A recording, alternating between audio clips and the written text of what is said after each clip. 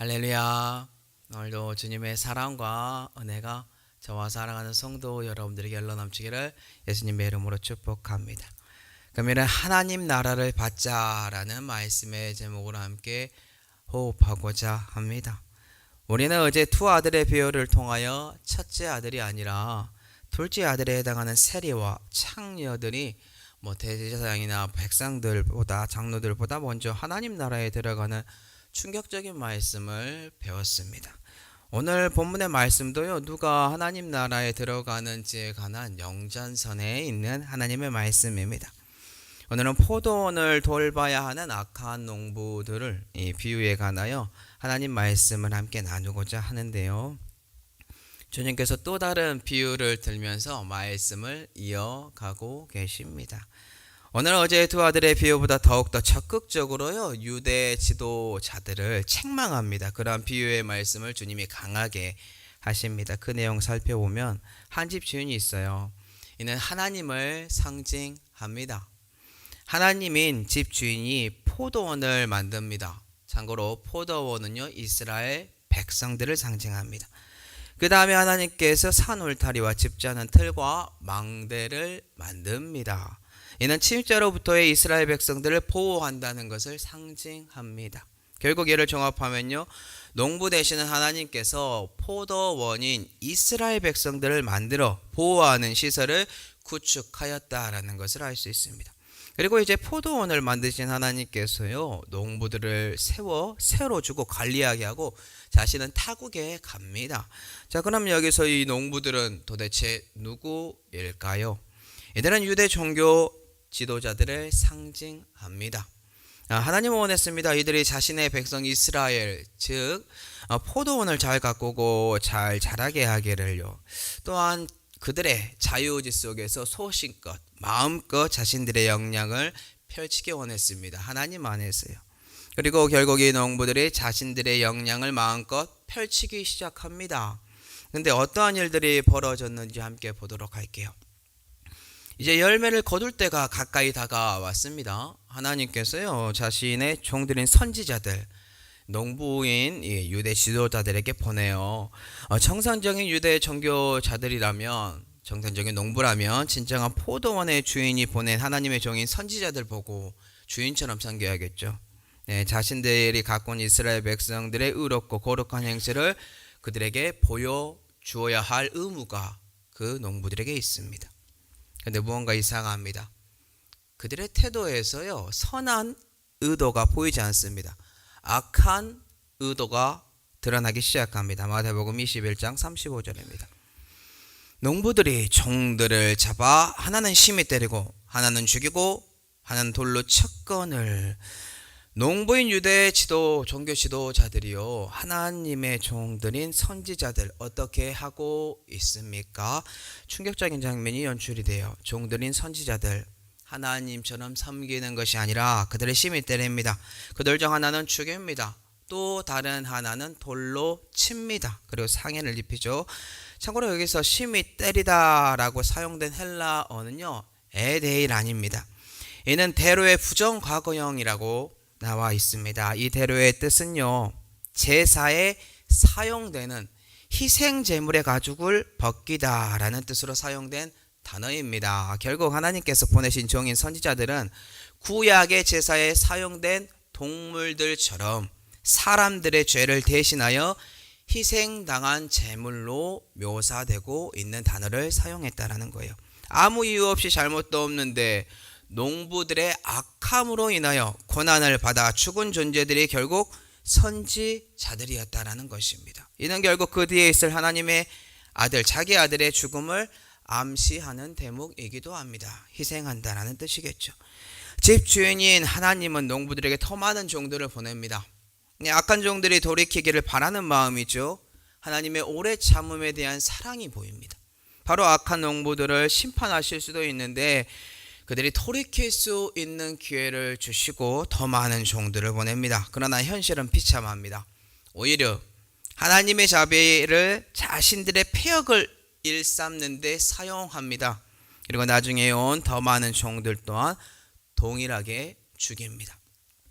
이제 마지막으로 집주인의 아들을 보내면 이 상황이 변하겠지 하는 마음으로 하나님께서 자신의 아들을 보냅니다. 왜냐하면 아들이란 주인의 분신입니다. 주인의 형상이기 때문입니다. 하지만 농부들은 그를 존대하기는커녕 그들의 마음속에 있는 악함과 악행을 대놓고 드러내기 시작합니다. 마태복음 21장 38절에서 39절입니다. 농부들이 그 아들을 보고 서로 말하되 이는 상속자니 자 죽이고 그의 유산을 차지하자 하고 이에 잡아 포도원 밖에 내쫓아 죽였느니라. 그들이 고백하는 마음에 있는 이 속마음과 행동 어떠한가요? 집 주인의 아들을 보고 그는 상속자니까 그를 죽이고 그의 유산을 차지하자고 마음 먹고 말을 하고 결국 집 주인의 아들을 잡아 포도원 밖에 내쫓아 죽이는 충격적인 사건이 발생합니다. 그럼 여기서 질문입니다. 농부들은 집 주인을 알아보았나요? 몰랐나요? 농부들은요, 주인의 아들이 누구인지 알아보았습니다. 결국 이 말은 유대 종교 지도자들이 예수를 하나님의 아들인 줄 알았다라는 뜻이며 예수님께서 하나님의 아들인 것을 알았음에도 불구하고 그를 배척하고 죽였다라는 것입니다. 왜 이들이 이렇게 행동을 했다고요? 그가 하나님의 아들로서 상속자이기 때문입니다. 그가 사라져야만 자신들이 현재 누리는 모든 기득권과 이득 그리고 및 민심을 유지할 수 있으니까요. 결국 농부들은 집주인의 아들을 포도원 밖에 내쫓아 죽입니다. 이제 주님께서 물으시죠. 그러면 타지에 간 포도원 주인이 올 때 1차적으로 예루살렘의 멸망의 때를 말하고 있고요. 2차적으로는 세상에 대한 하나님의 최종 심판인 이 종말의 때가 오면 하나님 어떻게 하시겠냐라고 묻습니다. 청중들에게. 이에 청중들 말하죠. 그 악한 자들을 진멸할 겁니다. 포도원은 제때에 열매를 바칠 만한 다른 농부들에게 새로 주어야 한다라고요. 이에 주님께서 말씀하시죠. 시편 118편에 있는 내용을 인용하시면서 청중들에게 답변을 주시는데요. 금요일 본문 마태복음 21장 42절입니다. 예수께서 이르시되 너희가 성경에 건축자들이 버린 돌이 모퉁이의 머릿돌이 되었나니 이것은 주로 말미암아 된 것이요 우리 눈에 기이하도다 함을 읽어본 일이 없느냐. 이는 주님은 유대 종교 지도자들에 의하여 오늘 본문으로 치면 악한 농부들로 인하여 버림을 받게 될 것이지만 인류를 구원할 메시아가 될 것이다 라는 것을 보여주는 내용입니다. 참고로 건축할 때 가장 힘을 많이 받는 기초석인 모퉁이 머릿돌입니다. 이렇게 중요한 돌을 버린 존재들이 건축자들이다 라고 표현하므로 예루살렘의 멸망의 때 유대 종교 지도자들은 자신을 거부하고 배척할 것을 주님을 배척할 것을 암시한다라는 거예요. 그러나 하나님의 계획은 그들이 버린 돌이 오히려 모퉁이의 머릿돌이 되므로 새롭게 될 형성이 될 성도들의 영적 공동체인 교회의 기초석이며 머리가 될 것임을 보증하여 줍니다. 철저한 십자가 고난 뒤에 올 새 창조의 세상을 우리에게 보여주고 있다는 것이겠죠. 이제 하나님의 나라에 대한 결론을 주님께서 제시합니다. 하나님 나라를 너희는 빼앗기지만 하나님 나라의 열매를 맺는 백성, 이 백성은 하나님 나라를 받게 될 것이다 라고 알려줘요. 그럼 누가 하나님 나라를 빼앗긴 존재들이고 누가 하나님 나라를 받는 사람들인가요? 답이 정해졌죠. 하나님의 나라를 빼앗긴 존재들은요, 집주인이 보낸 종들인 선지자들을 죽이고 집주인의 아들을 상징하는 예수 그리스도를 죽인 이 악한 농부들, 즉 하나님의 아들인 예수 그리스도를 영접하지 않고 배척함으로 죽인 유대 종교 지도자들과 그들을 따르는 유대인들을 말합니다. 이 말은 선민득권을 가지고 있던 유대 민족들에게는요 큰 충격으로 다가옵니다. 당연히 그들은 하나님의 백성입니다. 하나님의 나라에 들어가는 상속권을 가지고 있는 사람입니다. 근데 그렇게 여겼으나 현실은 뭐죠? 예수 그리스도를 배척한 자요 죽인 존재들이 될 것이기 때문입니다. 그에 반해 하나님의 나라를 받는 존재들이 등장하는데요. 이는 유대인들이 무시하는 이방인들이 오히려 예수 그리스도를 영접함으로 하나님의 뜻에 합당한 열매를 맺는 백성들이 되어 하나님의 나라를 받게 되었다라는 것입니다. 이는 결국 오늘 본문 앞에 두 아들의 비유 중 둘째에 해당하는 세리와 창녀들이 유대인들보다 먼저 하나님의 나라에 들어간다라는 그 요지와 일맥상통하다는 것을 우리는 아주 쉽게 볼 수 있습니다. 그럼과 동시에 주님이 말씀하시죠. 이 돌 위에 떨어지는 자는 깨지고 이 돌이 사람 위에 떨어지면 그를 가루로 만들어 흩으리라 라고 하십니다. 지금 이 말이 어떠한 상황인가요?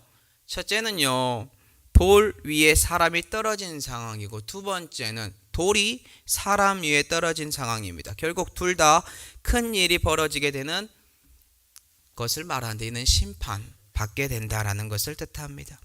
이 중에 첫 번째인 돌 위에 사람이 떨어진다는 것은요, 예수 그리스도를 메시아로 믿지 않고 거부한 일반 유대인들을 가리킵니다.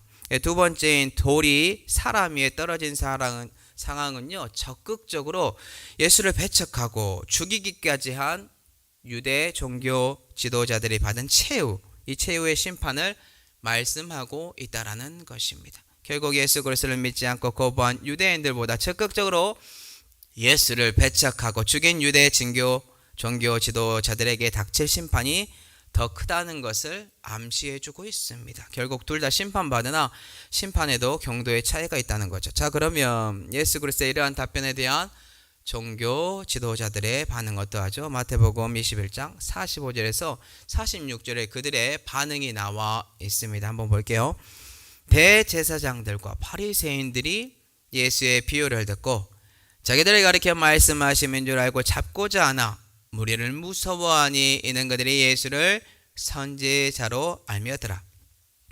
지금 예수 그리스도께서 말씀하신 이 비유의 내용을 대제사장들과 바리새인들이요, 그 속에 감추어진 뜻 정확하게 판별하고 분별하고 알고 있습니다. 이해했어요. 이것을 이해했으면 돌이키고 회개하면 됩니다. 그리고 하나님 나라에 들어가기 위하여 예수 그리스도를 영접하고 믿고 그의 합당한 삶의 열매를 맺어야 하는데, 오늘 본문의 비유인 악한 농부들처럼 오히려 예수 그리스도를 배척하고 하나님께 불순종하며 자신들이 지은 죄에 관하여 회개나 반성을 하지도 않은 채 오히려 마음을 강팍하게 만들었다라는 것입니다. 마치 이런 거죠. 지금 나보고 하나님의 심판을 받게 될 것이라고 저주를 해 너 두고 보자 라는 마음을 오히려 종교 지도자들이 갖게 되었다라는 거예요. 바리새인들과. 지금 이들은 예수 그리스도의 말에 오히려 너무나 화가 났고 예수를 잡아 해코지하고자 합니다. 하지만 예수 그리스도를 선지자로 알고 따르는 민중들이 있어요. 그들 때문에 무서워서 실행하지 못해요. 이는 실제로 아직 하나님께서 예수 그리스도를 그들에게 넘겨주어야 하는 십자가 처형 그 받을 때가 아직 오지 않았기 때문에 가능한 일입니다. 자, 그러면 오늘날 우리는 어떠한가요? 오늘 우리는 포도원을 맡은 악한 농부들인가요? 아니면 하나님의 말씀에 순종함으로 하나님 나라의 열매를 맺는 존재들인가요? 우리는 대부분 후자라고 말을 할 것입니다. 그럼 묻겠습니다. 하나님께서 보내신 종들을 성도 여러분들은 잡아서 때리고 죽이고 있으십니까? 아니면 집주인인 하나님께서 보낸 분으로 여기고 존중하고 섬기시고 계십니까? 만약에 전자인 하나님의 종들을 힘들게 하고 때리고 힘들게 하는 분들이 있다면 금일 성령 하나님의 은혜로 돌이키는 은혜가 있었으면 좋겠습니다. 혹 하나님께서 보낸 종들이 계신가요? 우리는 모두 다 하나님께서 보낸 종들입니다. 아무 이유 없이 악한 종들에게 고난을 받고 죽을 것 같은 고통 속에 살아가고 계신 분들 계신가요? 이는 구약의 동물을 잡아 죽임으로 우리의 죄를 그 동물에게 전가하는 것과 같다는 것을 기억하시기 바랍니다. 즉 우리의 희생과 이유 없이 상대방으로부터 받는 고난이 구약의 제단에 드려지는 동물의 희생이요, 오늘날에는 예수 그리스도께서 걸으신 십자가의 길이라는 것을 기억하시기 바랍니다. 십자가의 길은 쉬운 길이 아닙니다. 고통과 고난이 동반되는 길이요, 즉 고난 가운데 있는 종들 여러분, 주님이 보여주신 희생의 십자가를 기억하시고 붙드시기 바랍니다. 죽음 뒤에 부활이 있습니다. 그리고 마지막으로 유대 종교 지도자들이나 유대인이 아닌 이방인 분들, 여기에 해당하는 분들 계십니까? 희소식입니다. 오늘날로 치면 종교 지도자인 저 포함한 목사님들보다 먼저 하나님 나라에 들어가는 축복이 주어졌으니까요. 계속해서 예수 그리스도가 하나님의 아들이심을 믿고 하나님의 나라의 열매를 맺기를 소망해 봅니다. 오늘 악한 농부에 해당하는 분들이 있다면 돌이키는 은혜가 있기를 축복하고, 고난받는 종들 가운데 있는 분들이 있다면 예수 그리스도의 십자가 사랑에 잠식되기를 소원하며, 마지막으로 이방인에 속한 사람들이 있다면 계속해서 예수 그리스도를 받아들이고 하나님 나라의 열매를 맺는 분들이 되어 하나님의 축복을 온전히 받아 누리는 은혜가 저와 사랑하는 성도 여러분들에게 흘러넘치기를 예수님의 이름으로 축복합니다. 기도하겠습니다.